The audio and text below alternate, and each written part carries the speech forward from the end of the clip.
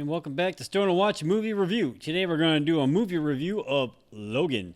Okay, now this movie was released in March 3rd of 2017. It had a budget of $97 million. Its total box office was $619 million. It had a Rotten Tomatoes score of 93%. They're calling it an American neo-Western superhero movie. It's directed by James Mangold. It's starring Hugh Jackman, Patrick Stewart, Richard E.Grant, Dafne Keen, and Doris Morgado. I think that's how you say. I do apologize. Boyd Holbrook and Stephen Merchant. Okay, now I just watched this movie for the first time a couple weeks ago. No, I didn't see it in the theaters because whatever. I just didn't go. It was pretty good. I liked it. I don't know where exactly it falls in the storyline for all the X-Men movies. Even though in the description it says takes place in like a 2029 year and whatnot, and because mutant's been born for 25 years or something like that, and it's Professor X is has dementia, which causes him to have seizures and end up killing like 7 mutants and whatnot. That's why there was only 3 X-Men left or something like that, whatever. I don't know. I mean, they kind of establish that in the movie, yet they don't. I mean, they talk about the Statue of Liberty scene from X-Men 1 and what have you, but then they don't really mention really anything else. I mean, so I don't know.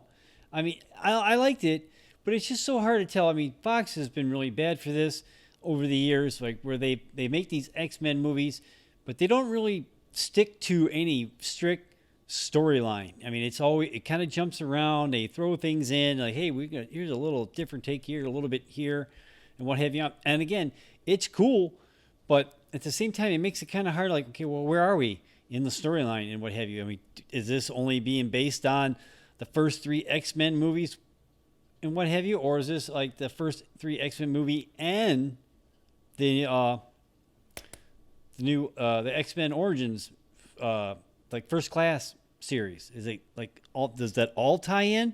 So it's kind of hard to tell. So I don't know. I mean, it was pretty cool. I mean, the concept was kind of neat. Them making it a rated R changed a lot of things. I mean, like the fighting scenes were way more brutal than they ever were in the previous X-Men movies, for sure. I mean, even Deadpool also benefits from that rated R rating, where they can actually show you like more graphic fight scenes and what have you. I mean, some of the fight scenes, and I don't know if you've seen Logan or not, so there's spoilers if you have not seen Logan yet. Where there's some fight scenes, man, where he like sticks his claws into some guy's head. It's just like, I mean, it was a wow. Well, I mean, and it wasn't like they didn't go overboard. There was a lot of that kind of stuff, but they didn't like go overboard where there was like blood splurting everywhere. I mean, but it was more graphic than compared to previous X-Men movies for sure, which was like a little bit hard, took some a little bit getting used to, because you kind of used to not really showing all that, but then they're going to, because it's a rated R, and that's what everybody was talking about. The girl was pretty neat, even though she was mainly like they had to where she was Hispanic, so she didn't really speak that much English until like really towards the end of the movie and what have you. So I don't know if like that was like a thing where she was just not talking. I'm not really sure how that plays out. Or how they went by it, but it was pretty good. I mean, her coming along and being like a female version of Wolverine was kind of neat, and like then the Boyd Holbrook's character with the mechanical hand and whatnot, he was kind of cool, but they never really said like, why did he have a mechanical hand, and was it because that it got. I don't know. They never really said why, or they didn't make a big deal about it, except for like when he had to attach it and all that other stuff. So I don't know.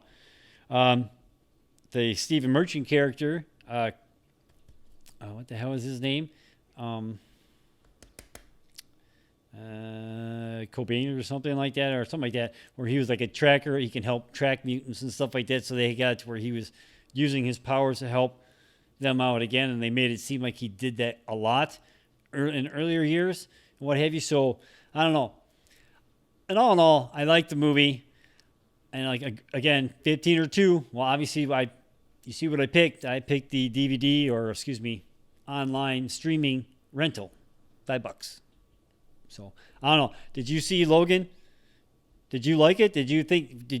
Were you like kind of lost in where it was in the story? Let me know in the comments down below. I mean, like I said, I think it was pretty good. I mean, and all in all, it was a pretty good movie. So I don't know. What'd you think? Let me know in the comments down below. Please like and subscribe and click on that bell so you can be notified every time we drop a new video. See you later, people. Peace.